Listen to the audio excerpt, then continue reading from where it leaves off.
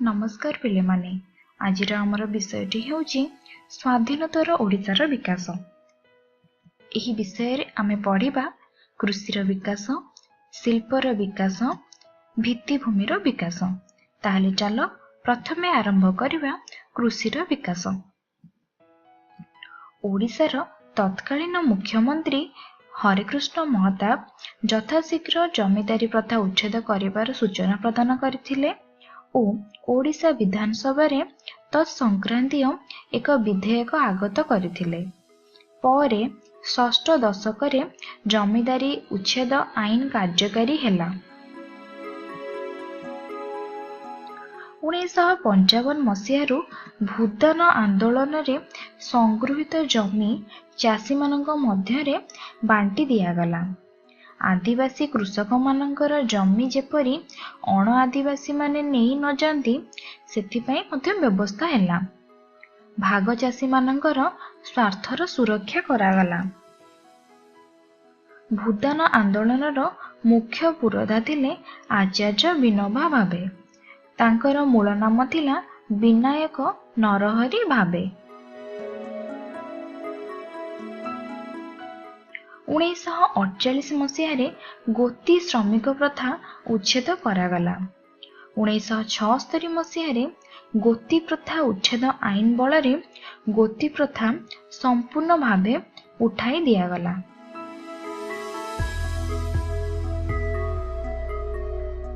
कृषक मानकु चाष कार्य आरंभ समय रे स्वल्प सुध हार रे ऋण जोगाई देबा पई समवाय संस्था मान गठन करागला। सरकारी मूलधन रे 1948 मसीह रे राज्य समवाय बैंक प्रतिष्ठित हैला। समवाय आंदोलन रु संप्रसारित करी एहाकू कृषक मानक पाखरे पहुंचा गला।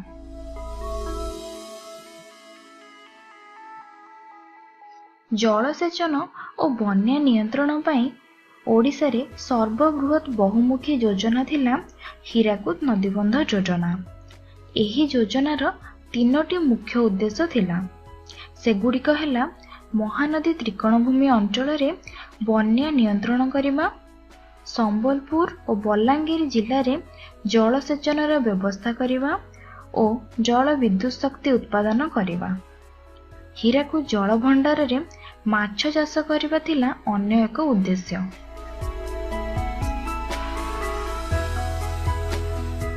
पशु मानकु संक्रामक रोगरु रक्षा करिबा पई 1949 मसीह रे सरकार आईन प्रणयन करिले। वर्तमान आमे देखिबा शिल्पर विकास। 1957 मसीह रे हीराकुद जल विद्युत प्रकल्प कार्यकारी हैला।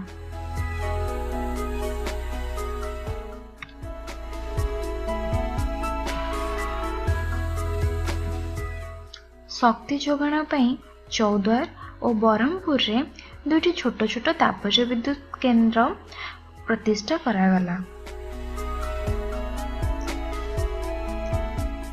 1947-48 आर्थिक वर्ष रे ओडिशा रो मिलुथिबा लुहा पत्थर और मांगानीज को व्यवहार करी लौह इस्पात कारखानार प्रतिष्ठा होइतिला।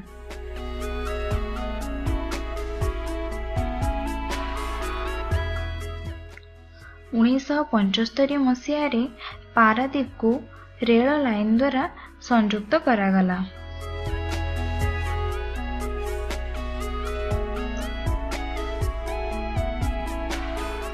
1971 मसीह भारतीय सार निगम तालचर रे एक सार कारखानार प्रतिष्ठा करिला।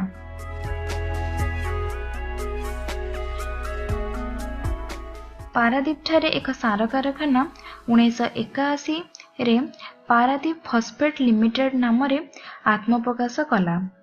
सुनाबेड़ा रे प्रतिष्ठा होईची मिग विमानर इंजिन तैयारी कारखाना। यह सोवियत रूसियार सहयोग रे निर्मित होईची। 1949 मसीह 14 ठारे ओडिशा लुगा कारखाना प्रतिष्ठित हैला। परे सूता तैयारी पई ओडिशा रे 6टी सूता कारखाना झारसुगुड़ा ବରଗଡ଼, ଖୋର୍ଦ୍ଧା, ତିର୍ତ୍ତୋଲ, ଆଠଗଡ଼ ଓ ଢେଙ୍କାନାଳ ଜିଲ୍ଲାର ଗୋବିନ୍ଦପୁର ଠାରେ ପ୍ରତିଷ୍ଠିତ ହୋଇଥିଲା। ବର୍ତ୍ତମାନ ଆମେ ପଢିବା ଭିତ୍ତିଭୂମିର ବିକାଶ। ଭାରତରେ ରେଳପଥ 1853 ମସିହାରେ ଆରମ୍ଭ ହୋଇଥିଲା। ଓଡ଼ିଶାରେ ପ୍ରଥମେ ରେଳଗାଡ଼ି ଚାଲିଥିଲା 1897 ମସିହାରେ।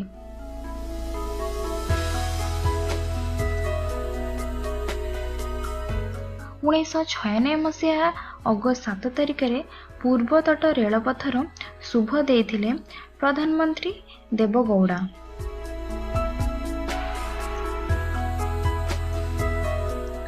ଦୁଇ ହଜାର 6 ମସିହାରୁ ରାଜୀବ ଗାନ୍ଧୀ ଗ୍ରାମୀଣ ବିଦ୍ୟୁତକରଣ ଯୋଜନା ଦ୍ୱାରା ଓଡ଼ିଶାର ଗ୍ରାମାଞ୍ଚଳକୁ ବିଦ୍ୟୁତ ଶକ୍ତି ଯୋଗାଇ ଦିଆଗଲା।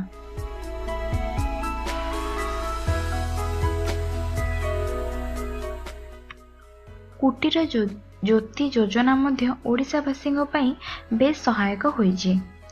2007 ମସିହାରୁ ଓଡ଼ିଶା ସରକାର ଆରମ୍ଭ କରିଛନ୍ତି ବିଜୁ ଗ୍ରାମ ଜ୍ୟୋତି ଯୋଜନା। ଏହି ଯୋଜନା ଅନୁଯାୟୀ 100ରୁ କମ୍ ଲୋକ ବାସ କରୁଥିବା ଗ୍ରାମମାନଙ୍କୁ ବିଦ୍ୟୁତ ଶକ୍ତି ଯୋଗାଇ ଦିଆଯାଉଛି। କୃଷି ଓ ଶିଳ୍ପ କ୍ଷେତ୍ରକୁ ବିଦ୍ୟୁତ ଶକ୍ତି ଯୋଗାଇ ଦେବାକୁ ଓଡ଼ିଶା ସରକାର ଏବେ ମଧ୍ୟ ପ୍ରଚେଷ୍ଟା ଜାରି ରଖିଛନ୍ତି। ଏହି ବିଷୟରେ ଆମେ କ'ଣ ଶିଖିଲେ?